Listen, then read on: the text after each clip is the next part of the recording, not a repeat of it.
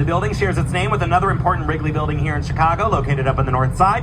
That, of course, being Wrigley Field, home to the greatest institution of Western civilization since the Roman Senate, the Chicago Cubs. You are entitled to your incorrect opinion. I'm a lifelong fan of the Chicago Cubs. I went to my first Cubs game when I was a baby back in and I share that in common with my great-grandfather, who I was lucky enough to get to know. He didn't live long enough to see the Cubs win the World Series, but he never lost hope. He used to say, Dylan, anyone can have a bad century. Passing under Michigan Avenue right now. Michigan Ave is home to the Magnificent Mile, which starts out on your right-hand side and goes on for, you guessed it, 1 mile. Lots of shopping and restaurants out on Michigan Ave. If you want recommendations, just grab me after the tour. Happy to point out some stuff you may want to see while you're here in town. Right up in front of us, you will see a tall blue building with those letters on the side and the spire up at the very top. This is Trump Tower, home to the Trump International Hotel and Residences. Trump Tower is the second tallest building in the city of Chicago, standing at a height of 1,388 feet tall, or 423 meters tall. It was completed in 2009 by Skidmore, Owings, and Merrill Chief Architect Adrian Smith. If you took Trump Tower and you stood it next to the St. Regis from a moment ago, you might assume that the St. Regis is taller, because the St. Regis's roof is higher in the air than Trump Tower's is. But there are a couple of architectural tips and tricks that you can employ to get a couple extra feet on your building. Architecturally speaking, a building is measured from its lowest level of public access up to its highest structural feature. If you look down here along the river level, you will see those sets of doors. Those doors are technically public access, which means the building is measured from down here where we are and not the street that the building is located on. And then at the very top of the building is the spire, that's the pokey bit up on top. That is just decorative, you cannot go up inside of it, but it is structural to the building, and it gets you up to that height of 1388. Over on the right-hand side of the river will be two buildings that you may recognize from films and TV shows set here in Chicago. Or if you are one of my uncles from that Wilco album you really, really like, they are the twin corncob towers of Marina City. Marina City went up in the 1960s. They are two of the most iconic buildings here in Chicago, and they also helped tell the story of this part of the city back in the middle of the 20th century. Back in those days, the Chicago River was, and this is a hydrological term, gross. It was filled with garbage, pollution, it smelled bad. People did not want to live in this part of the city. Bertrand Goldberg, who designed these two buildings, wanted to change that. So he put up these two corncob towers and he made them cities within a city. That's how he was trying to draw folks downtown. That means you've got all sorts of amenities up inside these buildings, including required valet parking, which they still require today. You can see the parking garages down here at the bottom of the buildings. They did not want you to back your Buick out onto State Street. You also had access to things like grocery stores, retail stores, an ice skating rink, a movie theater, a bowling alley, restaurants down here at the street level, and then down at the river, a marina. Nowadays, if you lease an apartment inside of a luxury building, you would expect to find all sorts of amenities like that. But back in the 60s, when these two corncobs went up, that was totally revolutionary, and it completely changed the way that people around the world experienced apartment living. Up in front of us on the right-hand side of the river, you will see a low red brick building that has that clock tower up there at the top. That is the Reed Murdoch Center. The Reed Murdoch Center is one of the older buildings on our tour. It was completed in 1914. And when the building opened, it was used as a warehouse. The Chicago River was and is a working river, so they would have warehouses and storage facilities right here along the banks.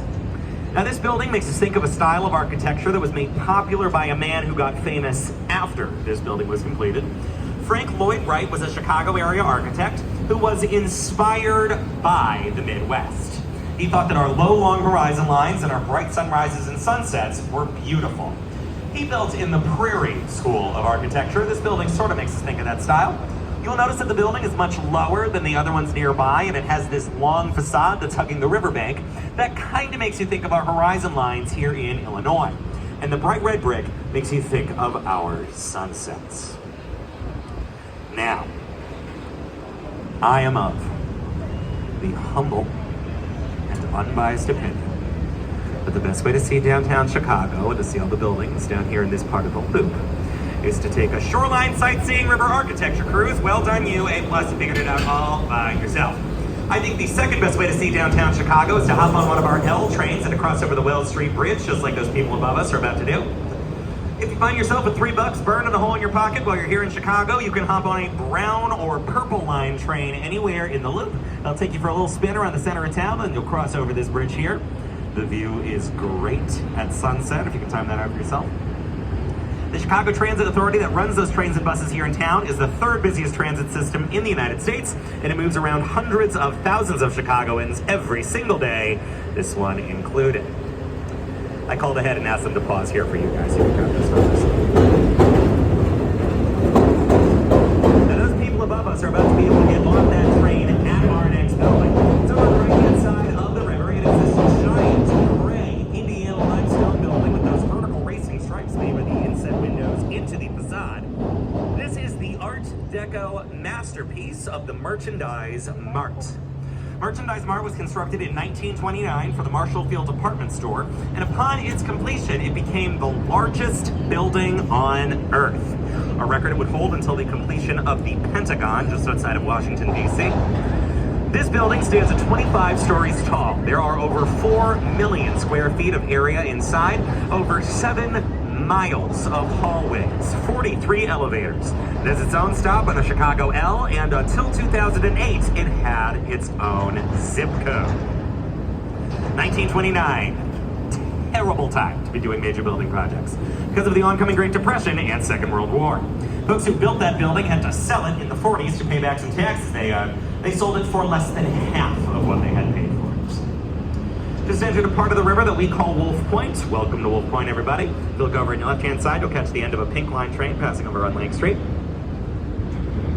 Wolf Point is where the main branch of the Chicago River that we've been on so far this afternoon meets up with the north branch, which is over on your right-hand side, and the south branch, which is down on your left.